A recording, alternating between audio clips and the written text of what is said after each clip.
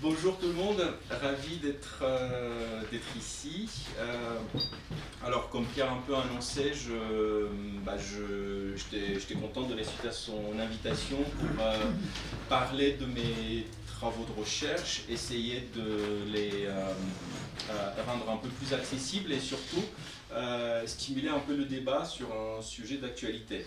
Comme Pierre l'a mentionné, je fais des recherches au croisement de ce qu'on appelle en anglais PPE, Policy Philosophy and Economics, et appliqué au monde du management, plus particulièrement en ce moment le rôle politique des entreprises. Donc, comme vous le notez, comme vous pouvez le lire certainement dans la presse et entendre les discussions, les débats contemporains, c'est un sujet très actuel et probablement il est là pour rester pour un moment. Et plus particulièrement, je ne me souviens plus quel était le titre, on a discuté un peu du titre par mail avec Pierre, et je ne sais plus ce qu'on avait retenu comme titre officiel, mais je me suis dit hier soir que proposer un titre un peu plus provocateur et stimuler le débat. J'ai noté qu'on a à peu près 1 heure, comme tu l'avais dit, et je vais essayer raccourcir un peu la présentation pour laisser plus de place au débat et faire en sorte à ce que la discussion soit vivante par la suite. Donc la question que je me pose plus particulièrement est si oui, jusqu'où les entreprises peuvent et doivent aller pour désobéir les lois et les régimes politiques en place. Ceci s'inscrit dans un contexte, un peu le contexte académique pour vous dire avec qui je discute et quelles sont les discussions en cours. Depuis à peu près une dizaine d'années déjà, peut-être un peu plus maintenant, il y a une tendance dans la recherche académique en management, quand on s'interroge sur le rôle des entreprises, de parler de ce qu'on appelle maintenant le tournant politique des entreprises. Ils appellent ça political CSR. Pour ceux qui sont familiers un peu avec la terminologie des entreprises, CSR, c'est Corporate Social Responsibility, en français, ça serait la responsabilité sociale, sociétale des entreprises. Et donc c'est les responsabilités que les entreprises sont censées assumer en société avec les parties prenantes, etc. Et parmi ces responsabilités, il y en a une qui émerge, comme je disais, il y a une dizaine d'années, et qui est celle politique. Alors ce qui est intéressant quand on lit ces travaux et ces discussions et ces débats qui sont générés, elles tournent autour de l'idée que l'État n'est pas assez compétent ou n'a pas les moyens pour intervenir dans certains domaines d'activité ou dans sur certaines questions en société. Donc, on discute et on propose dans ces littératures que l'État comble ce déficit en intervenant sur les questions sociales. Et c'est ce qu'on appelle justement le rôle politique. Alors, en suivant ce tournant politique et en comprenant l'importance de cette discussion, ce que j'essaie de faire, c'est me positionner sur un sujet complémentaire, qui est aussi de dire on doit aussi regarder non seulement ce que l'État devrait et ne fait pas, mais surtout si et jusqu'où les entreprises peuvent aussi s'opposer à l'État. Je ne sais pas si vous saisissez la différence, non seulement comme complément à un manque d'efficacité ou d'action de la part de l'État, mais aussi comme un contrepoids, comme un contre-pouvoir à l'égard de l'État. Et c'est le cheminement intellectuel que je propose dans une série d'articles que j'essaie de condenser et reformuler ici, et en essayant de les rendre accessibles. Et discuter. Si à un moment donné, je n'ai pas beaucoup l'habitude avec un public non académique, mais si à un moment donné l'expression devient un peu trop sophistiquée, n'hésitez pas à lever la main ou me demander des précisions, ou juste je vais passer, pas si important. Mais alors, un premier point sur lequel je travaille, c'est ce qu'on appelle ce que moi j'appelle le présupposé de l'égalité. On tend à assumer en société, j'imagine que vous aussi, en tant que bons citoyens, que les lois doivent être respectées. on s'arrête au rouge, on montre les papiers d'identité comme ils sont contrôlés par la police, et ensuite de suite, on assume que les lois doivent être respectées. C'est ce que les entreprises font aussi. On appelle ça le présupposé de légalité. On assume que, en anglais, j'ai l'habitude avec la langue anglaise, mais en anglais on dirait legalist assumption. On assume que la loi, elle codifie un peu la moralité. C'est le premier point que je vais aborder. Ensuite, je vais essayer de cartographier cette question.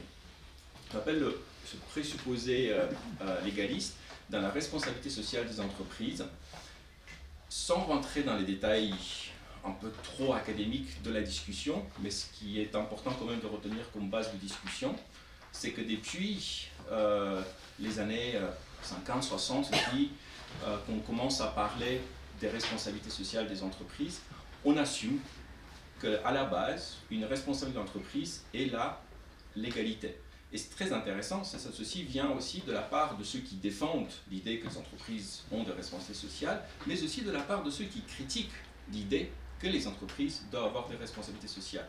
Tous les deux, grosso modo, si vous imaginez l'échiquier politique gauche et droite, tous les deux, que ce soit Milton Friedman, dans ce fameux article, dans ce fameux op-ed dans le New York Times Magazine, en 1870, il est souvent cité comme étant le critique de la RSE, mais si on le lit attentivement, son point n'est pas tellement la critique de la RSE, son point est de dire qu'il y a une loi, et puis voilà, en fait, s'il y a une loi et qu'elle n'est pas bonne ou qu'elle ne codifie pas bien la morale, bah, on n'a qu'à retravailler la loi via les moyens politiques, mais que ce n'est pas à l'entreprise de se mêler de ça. Donc il adopte aussi un présupposé légaliste. Et de l'autre côté, ceux qui défendent la RSE considèrent que les entreprises, que la loi n'est pas assez, que l'entreprise doit aller plus loin, ou que les lois ne sont pas conformes à la moralité, que les entreprises doivent combler également ce déficit-là. Bref, de différentes manières, sans aller trop dans la typologie de ce présupposé légaliste, ce qui est important de comprendre, c'est qu'il est là. Quand on parle de la responsabilité sociale, c'est un peu le fondement. D'ailleurs, il est assez bien illustré par cette pyramide qui est très influente dans ces discussions sur la responsabilité sociale des entreprises. On appelle ça la pyramide de Carroll. C'est un auteur très influent qui a publié énormément. Et cette pyramide, c'est un peu des années 90-91. Et quand il avait dessiné, ça devient un peu un modèle à la fois simple et très... vous prenez n'importe quel manuel qui s'enseigne à l'école de commerce, vous allez le retrouver sans faute. Donc son idée, c'est que les entreprises doivent faire des profits. Autrement, évidemment, ce n'est pas des entreprises, ce sont des États ou des ONG. Et que ça, c'est la base des responsabilités de l'entreprise. Qu'ensuite, si on fait des profits, il faut aussi respecter la loi. Pareil, c'est la base. Autrement, on n'est pas des entreprises, on est la mafia ou autre chose. Et ensuite, elle doit assumer des responsabilités éthiques. Donc, si on réfléchit à ces deux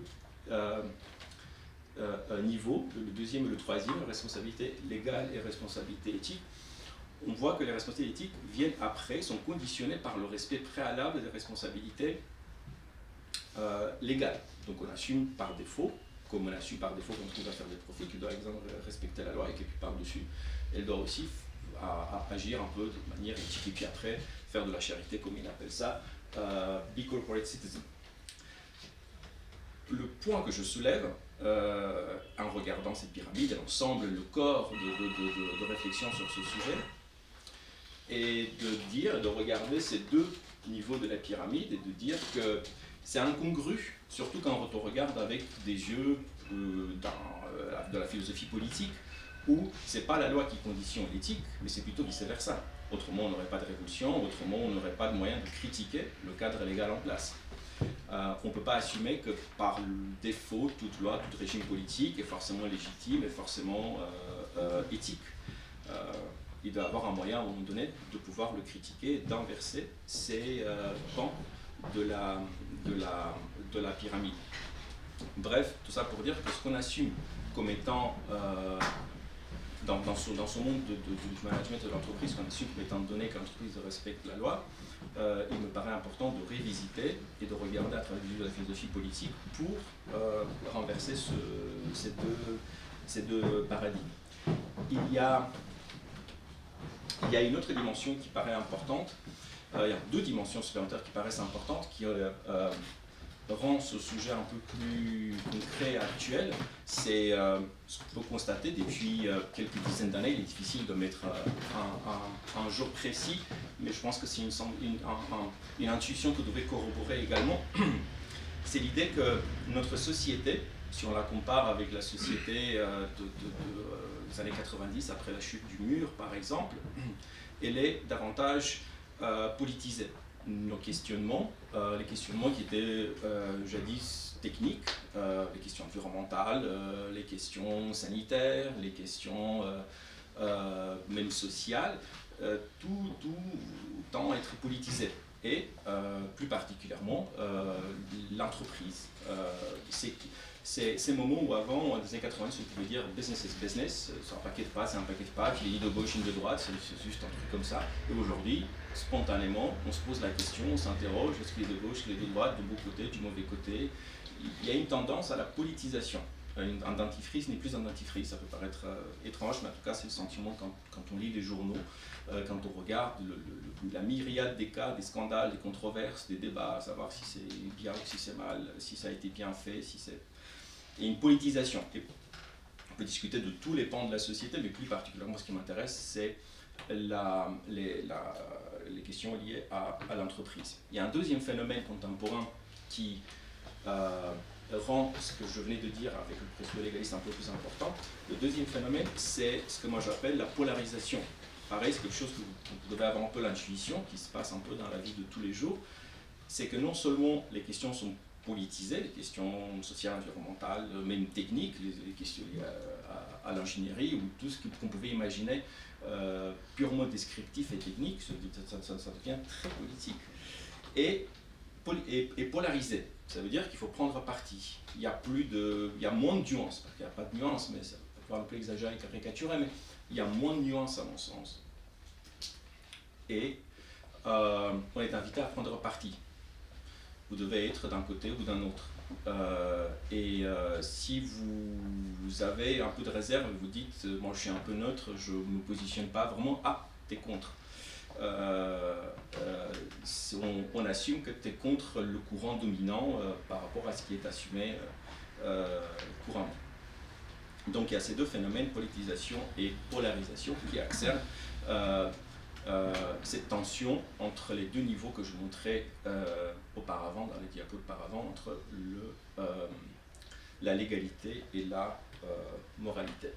Et à l'échelle internationale, au-delà des questions nationales, un troisième phénomène, ce qu'on appelle en anglais democratic backsliding, je ne sais pas trop comment traduire ça en français, mais je pense que vous voyez un peu le sens, la diminution de la démocratie ou le recul de la démocratie, merci Pierre. Le recul de la démocratie, la déliquescence, je ne vais pas utiliser beaucoup de mots, tout ça, mais voilà, vous avez le sens, c'est l'idée avec ces statistiques qui sont compilées. Alors elles valent ce qu'elles valent, elles ont beaucoup de limites, parce qu'on peut pas vraiment, la démocratie, ce ne sont pas des patates, ce n'est pas quelque chose qu'on mesure, il n'y a pas de volume, il n'y a pas de distance, ce n'est pas des mesures très précises, mais il y a des indicateurs, des paramètres pour ce que ça vaut, et surtout à travers les années en les utilisant, des indicateurs utilisés par The Economist, un des plus influents par exemple, tend à noter que depuis, contrairement à ce qu'on pensait d'ailleurs, depuis la chute du mur, depuis les années 90, le mur de Berlin je veux dire, la démocratie tend de régresser plutôt que de progresser. Et notamment dans les derniers, après les années 2005, sous différentes formes. Et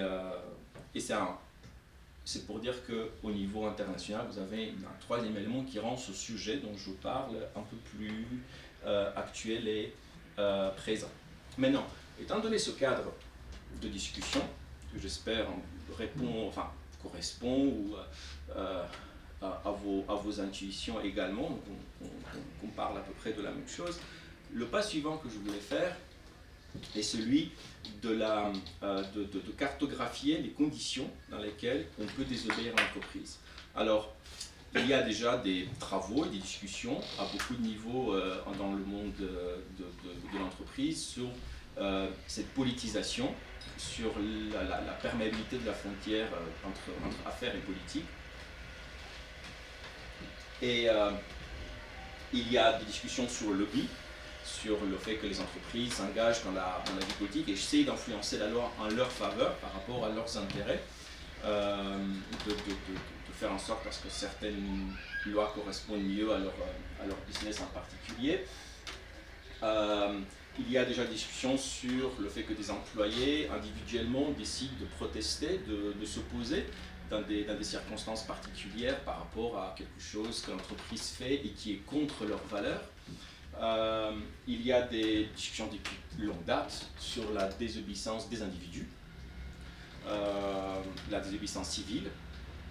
À chaque fois qu'il y a des questions de société qui sont très polarisantes, comme par exemple aux États-Unis, les années 70, avec la guerre au Vietnam, vous avez cette question qui est ressurgie objecteur de conscience. Objecteur de conscience, comment dire en français?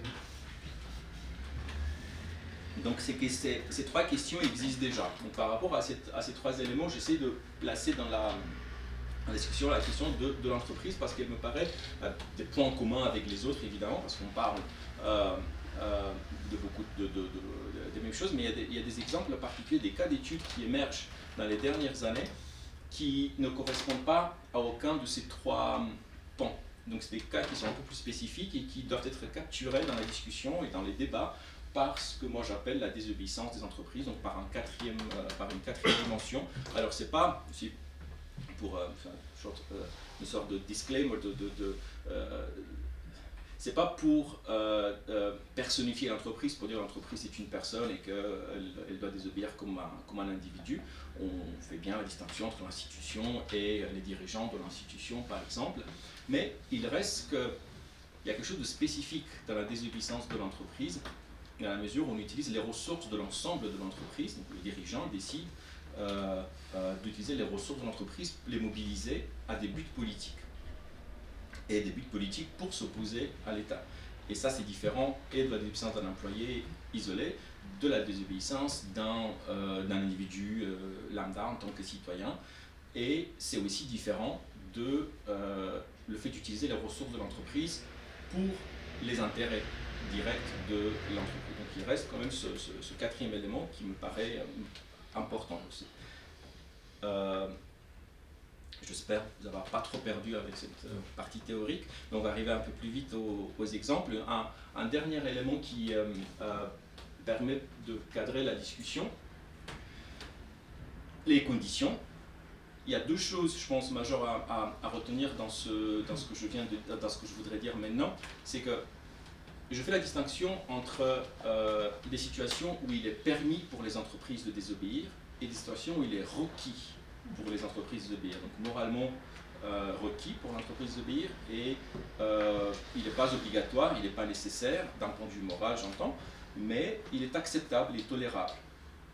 Ce sont deux arguments différents. Et ces arguments sont un peu coupés par le contexte politique dans lequel l'entreprise se trouve. Donc les situations dans lesquelles l'entreprise se trouve dans un contexte politique autoritaire et totalitaire, il y a une obligation morale de désobéir, et dans les situations où le contexte il est plus démocratique, il doit être permis pour l'entreprise de désobéir dans des conditions particulières. Maintenant, ça c'est le cadre, et évidemment, ce n'est pas des cases qu'on coche. Régime autoritaire, démocratie, c'est un continuum avec beaucoup de degrés, avec beaucoup de paramètres qui sont sujets à des débats, à des controverses eux-mêmes. Il ne s'agit pas non plus de simplifier cette discussion, mais pour montrer comme une sorte de progression et de tendance, plutôt qu'une distinction de nature. Donc je vais essayer d'illustrer avec des cas un par un ces différents sujets, et j'imagine que ces cas vont parler davantage et ça permettrait d'engager la discussion et le débat par la suite, ce qui est la partie la plus intéressante de cette discussion, plutôt que ma présentation. Donc, pour ce qui est cette dimension d'obligation de l'entreprise de désobéir, elle se présente dans des contextes particuliers où, je ne sais pas si vous avez suivi, alors c'est des captures d'écran dans l'article en anglais, mais il y a en gros trois éléments, trois conditions importantes. L'absence du consentement exprimé via des élections libres et équitables, l'absence de la rule of law, de l'état de droit, et des violations systématiques et répétées des droits humains, ce qui donnerait le droit à une entreprise de désobéir. Donc un cas contemporain qui est discuté, et des cas des entreprises qui le font, c'est dans le contexte de la guerre en Ukraine, l'invasion russe de l'Ukraine. Vous avez des entreprises qui ont quitté et d'autres qui sont restées pour des raisons morales. Alors, ce qui est intéressant de ce point de vue-là, c'est le cas de Google, qui continue de rester en Russie, qui se fait souvent accusé par le régime russe, condamné à des peines assez faramineuses. En dernière en date, une peine avec tellement de zéros qu'ils ne savent même pas les calculer. Je ne sais pas le juge qui a marqué ces zéros-là. Et Peskov, le porte-parole du gouvernement russe, à un moment donné a demandé, mais alors quel est ce chiffre qu'on demande à Google? Je ne sais pas, je ne sais pas le dire, eux-mêmes ils ne savaient pas exactement ce qu'ils demandaient. Alors, ce n'est pas pour encaisser cet argent, ça ne sera jamais encaissé, je pense que les choses sont claires pour tout le monde, mais c'est plutôt quelque chose de symbolique, ils ont mis des zéros, il n'y avait pas la place sur la plage pour en mettre d'autres. Mais ce qui est particulier chez Google, c'est que ils mettent en avant leur engagement à rester, et c'est pas Google en tant que tel qui reste, mais c'est surtout le YouTube qui reste la seule chaîne de communication, d'information où les gens peuvent s'exprimer, pour avoir accès à une information à peu près libre. Et puis le gouvernement russe et les différentes parties prenantes qui supportent le gouvernement russe poussent pour que YouTube soit fermé, pour qu'il n'y ait pas cette information alternative à la chaîne nationale ou à la propagande. Et c'est pas sûr, mais je ne sais pas jusqu'à quand Google va rester, parce que les employés de Google sont eux-mêmes sous pression, et l'entreprise ne peut pas rester de manière indéfinie parce que c'est high profile, une entreprise très, très importante. Donc, je vous donne l'exemple d'une entreprise qu'on appelle de rester et qui continue à rester. Et ceci est souvent... Oui. Je voulais juste... Vous savez ce que veut dire Google? Vous voulez dire... Google, c'est le nom d'un chiffre en mathématiques qui est tellement grand qu'on ne peut pas l'écrire. Ah, et c'est pour ça que ça s'appelle Google. C'est pour ça que... c'est assez drôle de voir qu'ils ont beaucoup plus de zéros qu'ils ne peuvent l'écrire. En fait, finalement, c'est la définition de Google. C'est une façon performative de... C'est Gogol et c'est 10 puissance 100. Oui, c'est ça. Ah, vous avez calculé? Non, le chiffre Gogol, c'est 10 puissance 100. C'est un chiffre, on ne peut pas l'écrire. Non, c'est pas Google, c'est Gogol, mais c'est effectivement, c'est une erreur de transcription qui ont fait qu'ils l'ont appelé Google plutôt que Gogol. Enfin, c'est mieux, voilà. Oui, après aussi les Googles, les lunettes de piscine. Oui, c'est ça, voilà, c'est pour ça.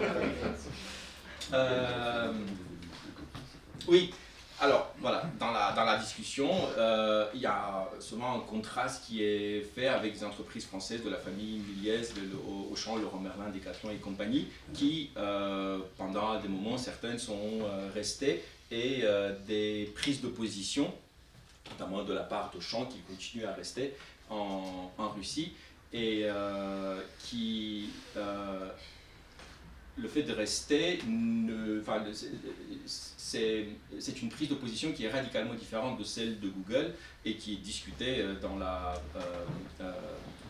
société, dans l'académie, comme étant une prise de position plutôt fidèle au gouvernement russe que s'opposer au gouvernement russe. Des exemples de ce type-là, par le passé, il y en a eu plein, on va pas les citer tous, mais c'est aussi pour donner un peu l'idée de l'ampleur de la question, parce que c'est des exemples qui sont moins actuels que celles liées à la guerre en Ukraine, mais en Chine, depuis les années 2005, vous avez ce qu'on appelait à un moment donné les GAFAM, ces entreprises de nouvelles technologies multinationales américaines, Google, Apple, Microsoft et compagnie, sont allés en Chine et assez rapidement sont confrontés à la censure chinoise, aux demandes du gouvernement chinois de donner des noms concrets des utilisateurs, des contenus des mails, des choses comme ça. Et il y a deux attitudes différentes. Il y a cette attitude de Google, par exemple, toujours, qui a décidé de ne pas divulguer les données. Pendant un moment, quand Hong Kong c'était à peu près encore libre, ils sont allés à Hong Kong continuer à fournir des services en Chine continentale, et puis quand cela c'était plus possible, ils sont barrés. Depuis 2010, il n'y a plus de services de moteurs de recherche en Chine. En revanche, Yahoo, ils sont restés. Pendant un moment, ils ont collaboré avec le gouvernement chinois, donné des noms, des gens, sont retrouvés à leur tour accusés et confrontés à des situations aux États-Unis, des situations en justice, où les victimes, les personnes qui ont été emprisonnées suite à la dénonciation de Google, de Yahoo, pardon, merci, sont retrouvées en prison, et puis on a fait un procès à Yahoo aux États-Unis, et le débat a été mis sur la table. Il y a un extrait assez intéressant que j'ai mis ici de l'audition du VP de Yahoo à l'époque, en 2006, et dans la dernière phrase, il reformule le présupposé légaliste, et quand on confronte l'attitude des entreprises, on aurait pu aussi regarder attentivement l'entretien d'un JDD du patron d'Auchan, mais le présupposé légaliste pour les entreprises revient souvent quand elles restent. Ici, le VP de Yahoo à l'époque, il dit: écoutez, nous non plus, on n'aime pas les lois chinoises de la censure, de l'emprisonnement des gens qui disent des gros mots comme les droits de l'homme, Tiananmen, des trucs comme ça. Mais après, c'est la loi chinoise. Si vous ne l'aimez pas, vous n'avez qu'à changer la loi. Ce n'est pas à Yahoo de changer les lois chinoises. Nous, on ne fait que les respecter, même si elles ne nous plaisent pas vraiment. Il a dit un peu plus poliment parce que c'était au Congrès, donc c'était pas aussi blunt. Mais l'idée du présupposé légaliste, elle est là pour les entreprises comme Auchan, comme Leroy Merlin ou Yahoo, différentes circonstances, quand ils décident de rester. En revanche, pour les entreprises comme Google, on cherche des raisons morales pour rester et désobéir. Ensuite, ce qui est un autre point de discussion qui est également important d'aborder, c'est que ça, c'est pas seulement une affaire liée au régime autoritaire, totalitaire, où des violations des droits de l'homme, où les élections sont faussées, où les régimes sont illégitimes pour maintes raisons, même si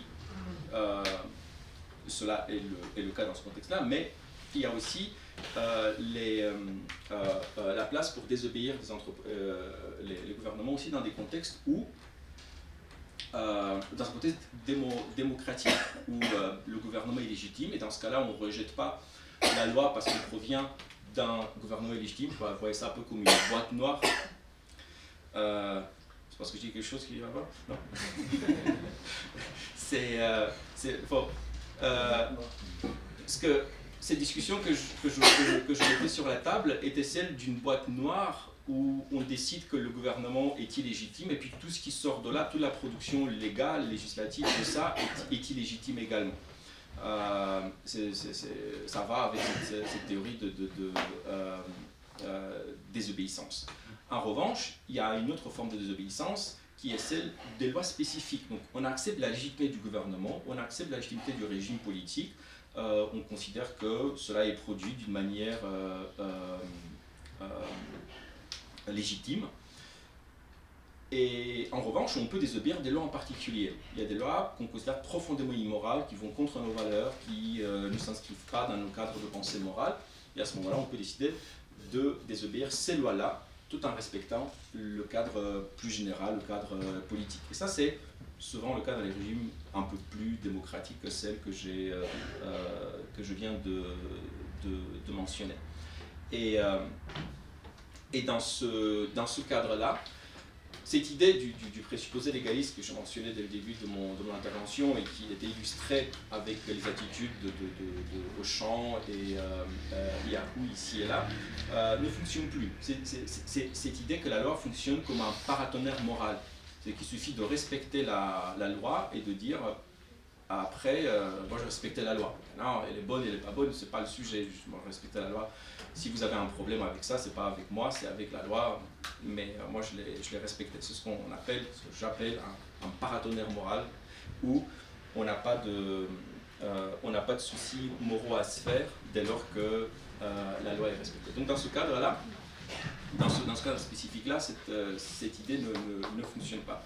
Et il y a des conditions particulières dans lesquelles il peut être acceptable pour les entreprises de désobéir, notamment dans la mesure où on réduit le décalage entre la moralité et la légalité en société. Alors, si vous voyez la désobéissance un peu comme un thermomètre aussi, qui nous indique le décalage entre quelle est la loi et quelle est la perception morale de la loi.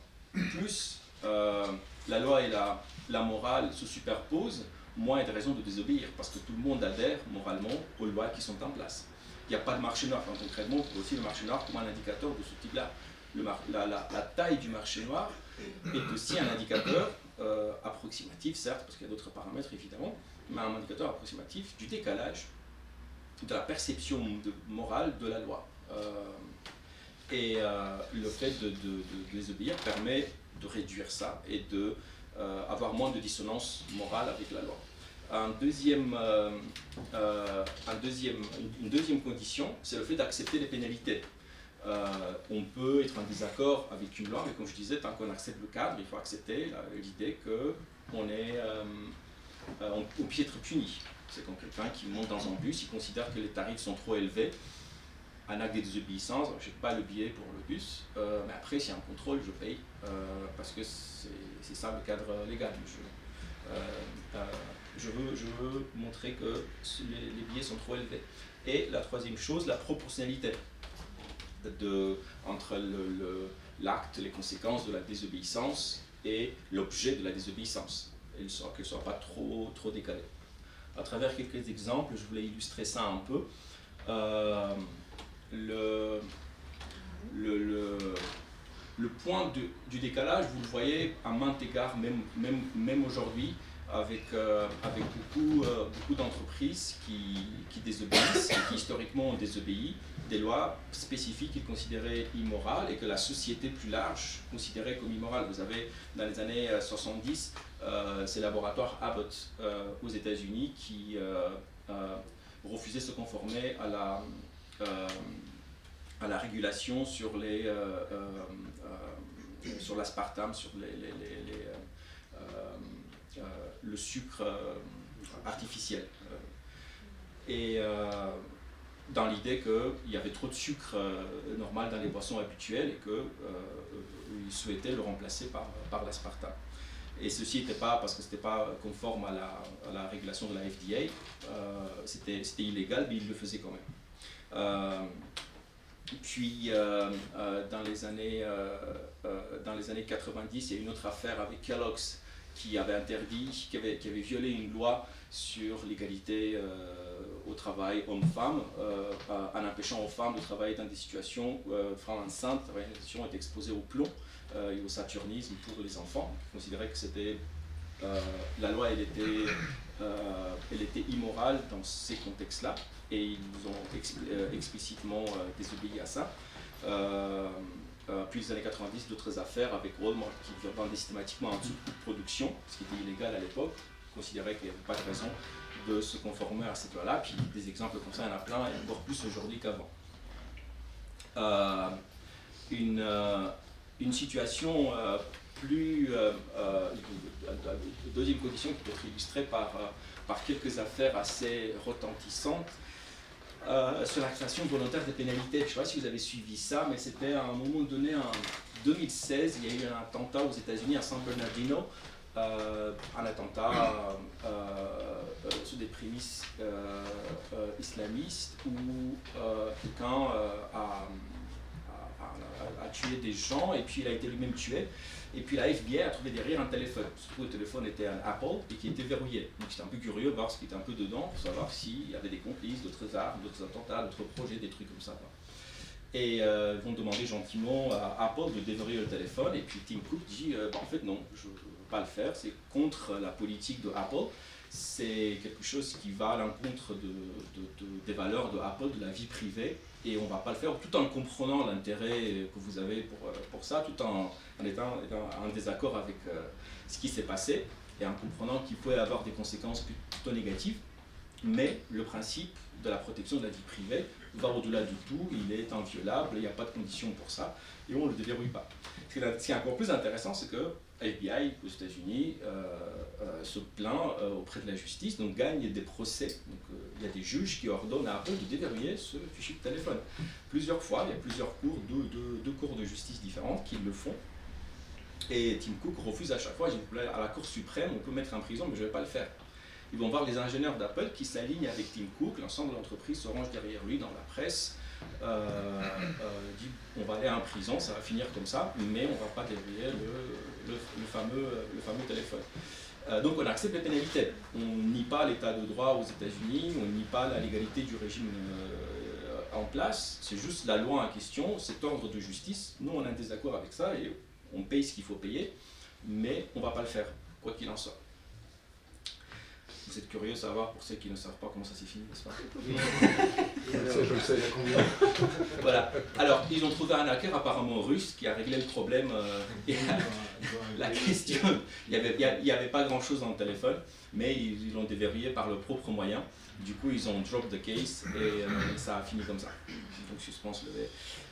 Mais la question, et puis, ce qui est intéressant, c'est que ça a duré un moment et quelques mois, et c'était extrêmement intense parce que c'était à coup d'échanges dans la presse. Ils ont publié une lettre ouverte aux consommateurs de Apple, de New York Times, de tous ces médias américains tournaient en boucle là-dessus. Et puis il y avait la Silicon Valley qui était partagée en deux entre ceux qui disaient bah non, il faut le déverrouiller, l'autre qui disent non, il faut le garder comme ça, vous avez la bonne attitude. Il y a même le FBI qui a demandé à Apple et à tous les fabricants de téléphones de mettre une porte à l'arrière du téléphone, voilà, le backdoor, pour aller récupérer les données quand ils voudraient. Bah, c'est ça l'enjeu. Donc ce que Apple craignait, oui, c'est qu'une fois donné la clé d'accès, elle crée un backdoor pour d'autres.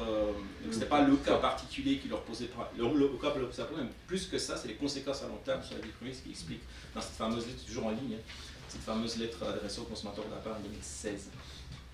Mais la Silicon Valley était divisée. Il y avait qui se rangeait avec la FBI, qui se rangeait avec Tim Cook sur le sujet. Alors, pareil, on ne va pas faire la liste exhaustive de tous les exemples pour donner un peu de substance à ces discussions plutôt théoriques. Un autre cas de figure high profile, c'est celui de Uber, qui, dans son business model, le fait d'entrer sur le marché, il intègre l'idée de désobéir le gouvernement et la loi.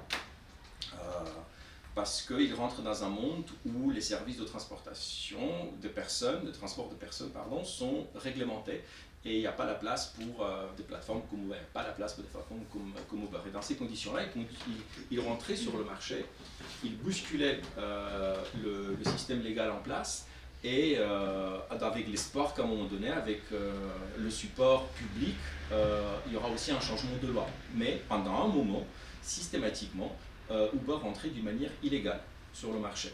Il violait la loi, surtout aux États-Unis, vous avez ce système de medallion, un peu comme ici, avec les licences que les chauffeurs de taxi doivent acheter. Et eux, explicitement, demandaient à leurs chauffeurs de ne pas acheter de medallions, de ne pas les mettre de ne pas les apposer sur les voitures et d'utiliser les services de taxi. Et pour se protéger de ça, ils avaient mis en place un logiciel qui s'appelle la Greyball, qui a fonctionné pendant des années, même ici à Paris, qui se téléchargeait automatiquement sur votre téléphone avec l'application Uber et qui scannait votre profil et qui pouvait vous identifier comme friendly ou pas friendly. Est-ce que vous êtes plutôt quelqu'un qui est juste un service ou quelqu'un qui dénonce? Typiquement, si vous avez un profil identifié comme police, travaillez pour la mairie, pour les services publics, tout ça, on vous coupait le service. Donc si vous cherchez de trouver des taxis dans la ville, vous dites non, il n'y en a pas. Alors que si vous prenez, vous êtes étudiant, fauché, et déjà utilisé des services par le passé, là vous avez les voitures Uber normales.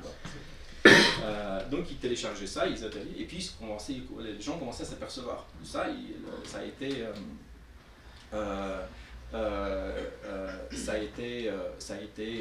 c'est sorti, c'était prouvé.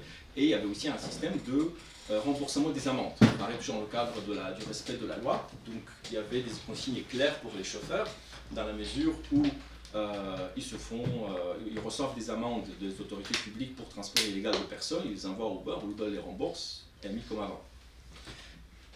C'est une attitude de désobéissance tout en respectant le cadre légal.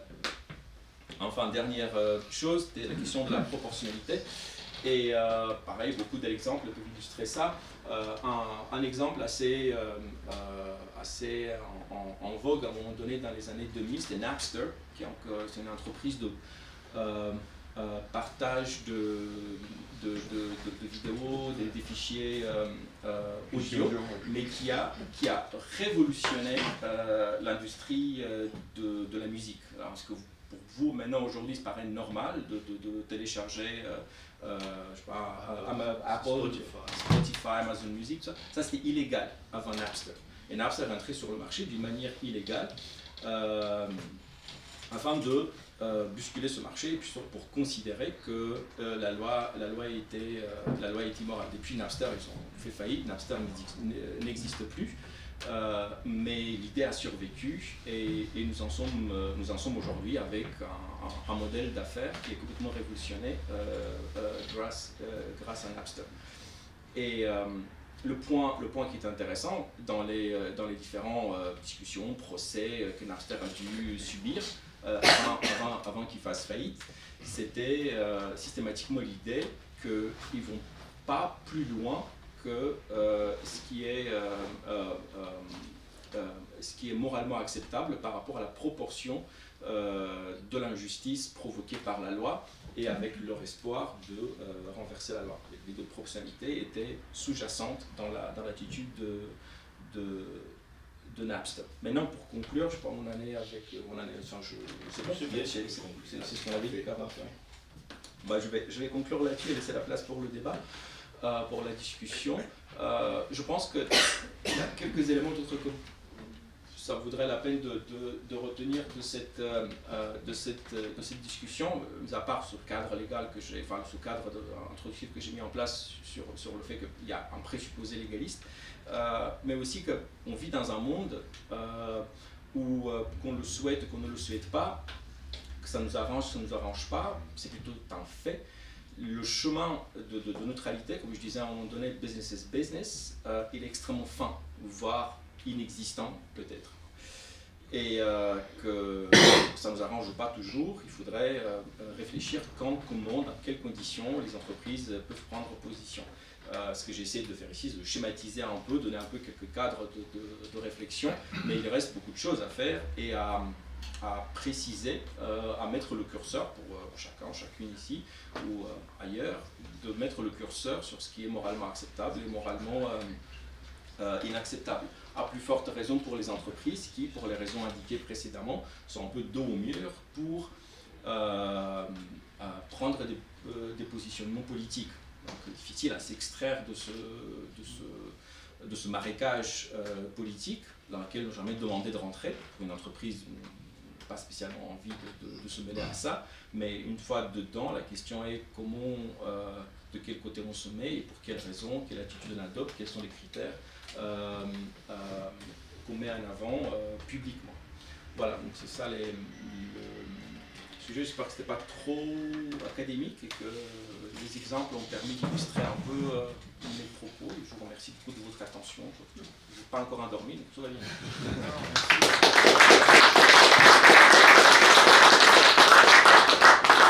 C'est pour ça qu'on sert le café avant. Voilà, je me disais. Pour être sûr qu'il faut rester attentif. Je serais ravi de poursuivre l'échange avec toutes questions que vous pouvez avoir et débats et désaccords. Eh bien, allons-y.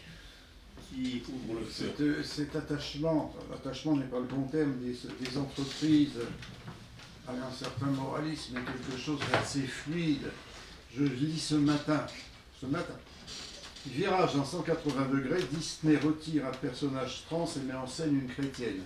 Le pouvoir change, La référence change aussi. La deuxième, je ne sais pas ce que vous en pensez, vous disiez au début que c'était là pour rester, mais enfin, ça bouge tout de même beaucoup. Alors aux États-Unis, il y a une fenêtre qui s'est ouverte pour remettre en cause un certain nombre de choses. Est-ce que les entreprises sont obligées de suivre un certain nombre de directives? Est-ce qu'elles font du moralisme, du surmoralisme volontaire, ou est-ce qu'elles sont obligées par autre chose? Qu'est-ce que je veux dire par là? Vous avez une entreprise qui refuse les critères RSE. Un certain nombre de fonds d'investissement vont refuser de se garnir avec ses actions et ses obligations. Donc elle fait tout un baratin RSE, elle n'en croit pas un mot, mais elle est obligée à cause des marchés financiers. J'ai vécu ça très près. Ça c'est une chose. Donc est-ce que ce qui se passe aux États-Unis va donner un petit peu de souffle ici? C'est une question que je me pose. Je ne crois pas. Je crois que ça serait dit beaucoup du côté de Mme van der Leyen et de ses amis politiques. Et quand vous disiez, et j'en termine avec ce troisième point, quand vous parliez de politisation à l'intérieur des entreprises, moi je ne pense pas seulement aux entreprises, je pense aux collaborateurs des entreprises et aux salariés. J'ai une position politique, je ne vais pas être obligé, vous allez me dire ce que vous en pensez, c'est une question, je vais être obligé de la cacher, parce que je ne suis pas politiquement correct. Donc il faut être politiquement correct. Ça ne s'appelle pas vraiment du débat politique. Ça s'appelle de la soumission chez moi. Voilà. J'ai retenu énormément de questions dans ce que vous avez dit. Oui, il y a 3 trucs. Alors, je ne sais pas exactement comment approcher de manière courte la réponse ou la réaction à ce que vous avez dit. Donc, une question que vous m'avez posée, c'était par rapport au changement d'attitude de Disney. Ils sont pas les seuls. En effet. Il y a des changements par rapport au régime politique et c'est, je pense, sans aller trop loin dans l'analyse, une des raisons pour laquelle la frontière entre politique et affaires, elle s'est beaucoup effilochée ces dernières dizaines d'années, c'est parce que les entreprises elles-mêmes cherchent à avoir des avantages politiques et influence. Donc ce que vous dites, le fait que ça tourne avec le vent politique, que les valeurs morales tournent avec le vent politique, ça veut dire qu'elles ne le sont pas. Là, je parlais de des situations où elles sont là, indépendant et même contre ses propres intérêts. Comme c'est le cas de Google en Chine ou en Russie, c'est un cas différent, ça ne tourne pas avec le régime politique en question. Donc, je n'aurais pas une autre réaction que celle-là. On peut en discuter à beaucoup d'autres égards, mais par rapport au sujet, je dirais ça. Ensuite, vous avez soulevé la question des employés dans l'entreprise à leur attitude. Lorsqu'ils doivent se conformer à des normes. Donc il y a une conformité, certes, il y a des paramètres qui vont au-delà de la moralité, comme pour chacune d'entre nous. On fait nos propres calculs et on réfléchit à quels sont nos leviers, quelles sont nos contraintes. Donc parfois on se plie, on accepte des choses même si elles ne nous arrangent pas. Pour gagner un salaire ou pour survivre dans un contexte où on est minoritaire. Donc ça n'exclut pas ça et ça n'exclut pas que si le vent tourne, je ne sais pas si ça vous avez référence, que si le vent tourne dans l'entreprise, les employés qui étaient minoritaires deviennent majoritaires. C'est peut-être la majorité qui l'a fait aussi. Oui, enfin, je ne parle pas du nombre, on parle de la culture dominante. Donc, il se peut que ce qui est acceptable, même si est soutenu par une minorité, en termes de nombre, si on les compte, ça reste quand même le courant dominant et que les autres se taisent pour ne pas subir des punitions. Oui, et vous disiez que si le vent politique tourne, comme c'est actuellement le cas aux États-Unis, ça peut tourner, c'est ça que vous disiez ou j'ai mal compris? Oui, mais non, ça peut réveiller la parole. Il y a de l'autocensure. Ça il y aura toujours de l'autocensure. La question de ici, quand et comment, dans quel contexte on peut prendre la parole, se révolter. Sur cette histoire de Disney, je vous donne la parole. Cette question de politiquement correct, le problème c'est souvent le politiquement, quoi, en fait. La seule façon de sortir de ces dilemmes, c'est qu'il y ait moins de politique. Je veux dire, dans un univers où tout est politique, où le prochain président, ou je ne sais pas quoi, peut faire, du coup on va changer le président. Donc, voilà, le libéral dit réduisons la sphère publique, réduisons l'impact de ces décisions publiques sur la vie des entreprises, et vous verrez que le problème va probablement se résoudre en grande partie de là-dessus. On avait d'autres... Essayez d'être court dans les interventions, parce que... Je pense que les citoyens ont le droit de vote, et nous avons un droit sur la vie de la cité. Je pense que les entreprises sont des outils et elles doivent sortir du jeu politique. C'est impossible de les comprendre. Elles vont modifier le jeu politique, il faut être très clair. Elles ont un poids fondamental, mais dans le fonctionnement, je pense que c'est une erreur totale de politiser. Je me permets de réagir là-dessus. En théorie, oui, évidemment, on peut être tous d'accord, mais je pense que tout le monde ici ou ailleurs... Non, c'est un changement qui est récent. Autrefois, c'était pas... Je sais, mais juste fini, vous avez dit tout à l'heure deux choses. Vous avez dit entre autres que la politisation a augmenté, mais que symétriquement, vous n'avez pas dit symétriquement, mais vous l'avez dit un petit peu plus tard, la démocratie reculait. Or, moi je pense que le process qui est en cours, c'est-à-dire de politiser les entreprises, c'est une façon pour le politique de reprendre la main sur quelque chose qu'il a perdu. Et je vous donnerai un bon exemple. Aujourd'hui, on le voit très clairement dans les budgets. Les budgets étatiques sont tous en déficit massif, ce qui leur permet de reprendre la main sur l'économie. Et ça, c'est le problème de notre monde actuel. Voilà, je ne serais pas... j'aurais pas de raison d'aller jusqu'à là, on pourra en discuter d'un point de vue d'analyse théorique, scientifique, au-delà de la discussion, il est difficile de corroborer ça, mais on pourrait en discuter sur les raisons, parce qu'on parle des motivations. Donc dans la mesure où on dit, c'est fait pour ça, ça sert à ça, c'est difficile d'ouvrir la tête d'un gouvernement et de dire les intentions du gouvernement. Non, c'est pas les gouvernements, c'est une lutte de pouvoir entre le politique, qui a toujours existé, qui est un système très pyramidal, contre on va dire le business, c'est-à-dire les entreprises, qui sont plutôt un système qui est extrêmement plat. Il n'y a pas vraiment il y a des capitaux qui s'engagent là-dedans, mais en fait, il n'y a pas un système de pilotage qui est pyramidal dans le monde. Je ne serais pas d'accord avec ça. Il existe. Là, on parle de la gouvernance, mais les différentes formes de gouvernance. En revanche... Aujourd'hui, le problème, c'est que les politiques veulent reprendre la main, et ils sont en train de le faire. Alors, et on va se casser la gueule. Je sais pas, sincèrement, je ne sais pas ce que les politiques veulent. En revanche, on peut noter, je pense, de manière externe, sans regarder dans les intentions des politiques, mais d'une manière externe, on peut noter qu'il y a, c'est un peu mon constat, il y a une interdépendance qui est des deux côtés. D'un côté politique de contrôle, pour différentes raisons, plus un régime autoritaire, plus il y a ce qu'on appelle le capitalisme de connivence, le crony capitalism, donc utiliser les entreprises comme le bras économique du politique et les politiser implicitement. Plus vous avez d'entreprises d'État où l'État rentre dans le capital des entreprises, ou des réglementations d'une manière indirecte, les entreprises deviennent un peu un bras de l'État. Et vice-versa, les entreprises aussi ont l'intérêt, si vous voulez poursuivre un peu ce que vous avez dit, de plonger dans cet échange-là, parce qu'elles espèrent attirer des avantages économiques et des profits supplémentaires, des avantages concurrentiels et des profits supplémentaires dans cette configuration, en étant plus proche du robinet financier, des subventions, en étant plus proche de la source de réglementation, on se dit qu'il y a un avantage. Et vous regardez c'était aussi des discussions sur les lobbies, sur l'activisme politique, beaucoup de multinationales, de manière explicite, s'engagent dans cette direction-là. Donc ça explique, je pense, l'intersection des deux. Maintenant, la question que je me posais, et ceci étant comme fait, certains sont affectés à leur insu, ou subissent, ou même des entreprises qui pensaient avoir des intérêts, finalement le vent politique tourne et ne les ont plus, se retrouvent en opposition.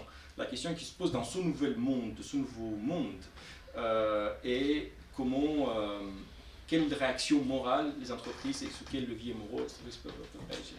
Ouais. Alors on a d'autres questions, peut-être. Juste pour rebondir là-dessus et peut-être terminer, c'est peut-être qu'on est en train d'effleurer le mouvement woke, par exemple, qui n'a plus dans les différentes, sur le plan académique, dans les différents intervenants, vous parlez de l'individu, des entreprises, vous parlez de l'État, de souveraineté, mais il y a peut-être aussi d'autres approches maintenant beaucoup plus politiques qui visent à non plus s'opposer à l'État, notamment au travers d'une entreprise ou d'un individu, mais d'influencer les références auxquelles les individus sur lesquels les individus se posent pour ensuite attaquer l'État. Et ça, je pense qu'une société se retrouve au final peut-être motivée et manipulée de cette manière-là, et se retrouve ensuite sans forcément le vouloir, et donc se retrouve ensuite face à une opposition et un État sur lequel elle n'est pas forcément volontaire et manipulée, parce qu'il y a des jouements de Pas sûr fond que je vous suis. Est-ce que vous avez des exemples? Je n'arrive pas à suivre le raisonnement. Ouais. Comment? Non, si vous pouvez reformuler pour... C'est que quand vous parlez sur le plan académique, vous parlez de l'entreprise qui va s'opposer à l'État, Oui. on est d'accord sur une réglementation, de l'individu qui au travers de l'entreprise va s'opposer à l'État potentiellement, et donc cette opposition de l'entreprise face à l'État va faire évoluer la réglementation, va influencer sur la société, la manière dont elle fonctionne. Oui. Et moi je disais que tout à l'heure, avec le premier exemple qui était donné tout à l'heure, on a ce mouvement, et je parlais du wokisme, de cette manière qu'on a, non plus d'influencer l'État au travers de l'entreprise, au travers de l'individu, mais d'essayer d'influencer au forcing les références morales auxquelles l'individu se pose, pour ensuite transformer les réglementations. C'est-à-dire qu'il y a un cours en plusieurs bandes qui vise à manipuler la société de manière... Que l'entreprise, plutôt que de s'orienter vers l'État, vous dites, s'oriente vers les individus. Et vers leur référence morale. Okay. Pour changer le courant dominant. Exact. Déjà, c'est plus fin, je pense, que oui, que c'est le une sorte de simple... soft power. Exactement, plus que... et c'est pour expliquer le fait que parfois on ne comprend pas pourquoi une entreprise se trouve complètement en opposition avec ce qu'elle voulait faire, ou un individu d'ailleurs, qui soutient une idée contre laquelle il est complètement finalement opposé, mais parce qu'il y a eu une influence sous-jacente qui a été construite derrière. Ah oui, donc vous voyez ce que vous dites, que le courant dominant est construit culturellement et formé. Et qu'il n'y a pas que seulement l'entreprise face à l'État pour faire évoluer le monde, il y a aussi le fait d'influencer les références des individus qui vient intervenir dans ce jeu. Oui, ce qu'on pourrait vous répondre à ça, c'est que le courant dominant culturel, il peut être aussi influencé politiquement, à travers des subventions, à travers une certaine protection par la législation. Comme c'est une sorte d'aller-retour entre l'environnement culturel et politique, dans ce cadre-là, il peut avoir, vous voulez dire, un intérêt pour l'entreprise de modifier ou d'influencer pas directement forcément la loi ou le gouvernement, mais le contexte culturel. Alors, on va peut-être prendre, parce qu'on avait une autre question ici depuis longtemps. Moi, c'était plus, est-ce qu'il n'y a pas une forme de paradoxe dans l'idée de se révolter, enfin de contester une loi qu'on juge soit injuste, soit découlant d'un abus de pouvoir, mais ensuite d'accepter docilement la peine pour avoir défait cette loi? Est-ce qu'il n'y a pas quelque chose d'une certaine manière qui avalise au final, puisqu'on accepte la punition, c'est presque comme si on reconnaissait qu'on avait déjà... qu'on était en faute. C'est une manière, je pense comprendre le point. Il y a une distinction en philosophie morale entre excuser et justification.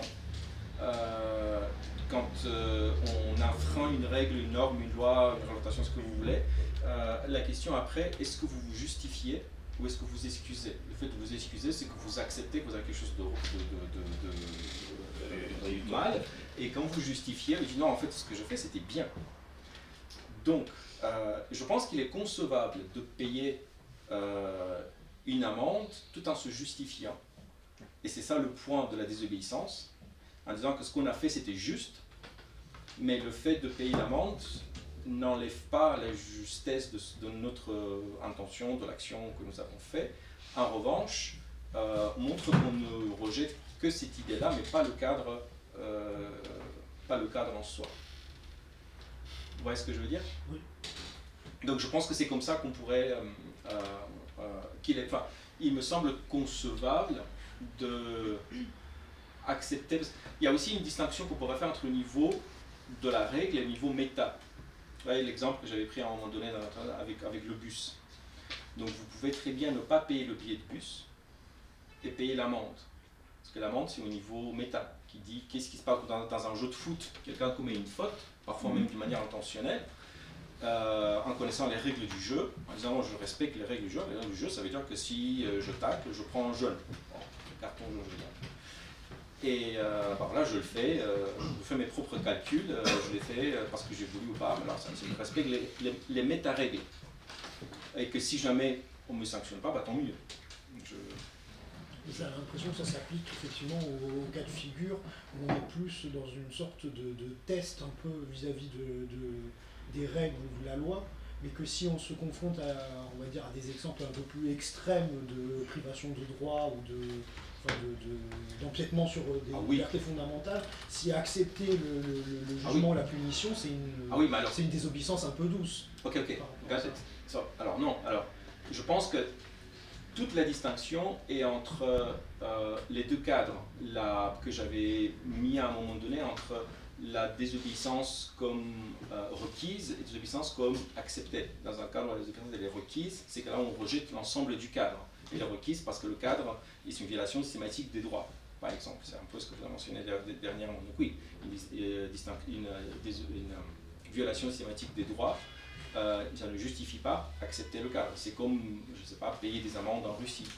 Actuellement, ça ne fait que renflouer le budget du gouvernement. Ça ne justifie pas le geste lui-même en soi de désobéir. Là, je parle dans un cadre démocratique, dans un cadre où on ne conteste pas le système politique, juridique, on accepte tout. Sauf qu'il y a des lois qu'on considère immorales, et on conteste ces lois-là.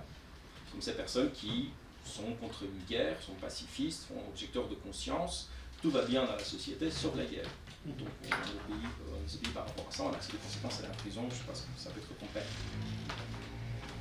Bon, on va peut-être moi j'avais quelques remarques, je ne veux pas m'en empêcher, mais très rapidement. Déjà, ton affaire du bus, on peut aussi avoir la réponse beckerienne, c'est-à-dire si je me fais attraper une fois sur 10, je suis encore gagnant en payant la main. Ah oui, mais c'est un calcul. Mais c'est pour montrer que le calcul. Tout à fait. Mais la personne qui veut, voilà. Non, mais il y a une partie assurantielle. Il y a beaucoup de choses dans ton débat, y compris là en t'écoutant, qui font penser aussi à. Effectivement, il y a ce paradoxe, mais si on lit Adam Smith et l'évolution de la règle de juste conduite, il y a cette idée. La règle de juste conduite, elle naît d'une convergence des anticipations sur les adultes, mais en même temps, elles évoluent. Et comment elles évoluent? Par des gens qui, volontairement, décident, ils savent très bien que leur comportement risque d'être mal jugé, mais ils décident, je ne sais pas moi, comme le premier qui divorce dans une société où on ne divorce pas, donc il y a parfois, et il va accepter la sanction quelque part, parce qu'il va dire je vais être ostracisé parce que je suis le divorcé, ou je suis l'homosexuel, ou je suis le bon, etc. Donc c'est ce qui fait avancer aussi. Moi j'avais aussi une dernière question, je lâche juste, mais c'est pas une question, c'est juste une remarque.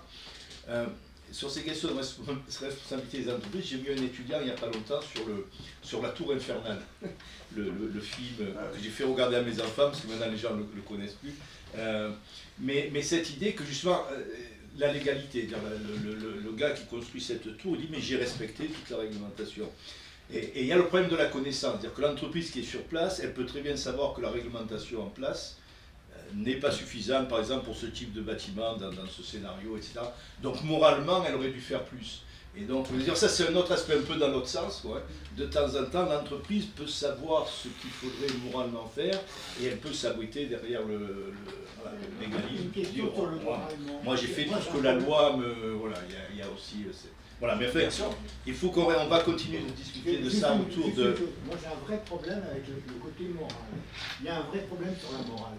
Tout le monde invoque la morale, mais qui décide de la morale? Là, il y a eu, dans l'histoire de la Tour Infernale, il y a eu quelques centaines de morts. Donc, après, il était immoral d'avorter il n'y a pas si longtemps, et aujourd'hui... on est d'accord. Donc il y a un vrai problème de fond. Vous ne pouvez pas... Alors la morale, si je me peux permettre... Juger au nom de la morale, ça semble extrêmement dangereux. Alors, c'est un mot valise qui veut dire beaucoup de choses, et surtout qui couvre des théories différentes peuvent opposer. C'est un peu le principe, il y a un pluralisme de conception de morale, qui n'est pas à confondre avec le relativisme, mais il y a une pluralité de théories morales qui peuvent s'opposer, voire se contredire.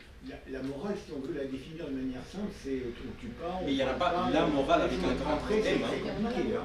Il n'y a pas la morale qu'à ça. La morale, c'est un nom. D'accord. Donc, La morale est un nom qu'on utilise avec ça.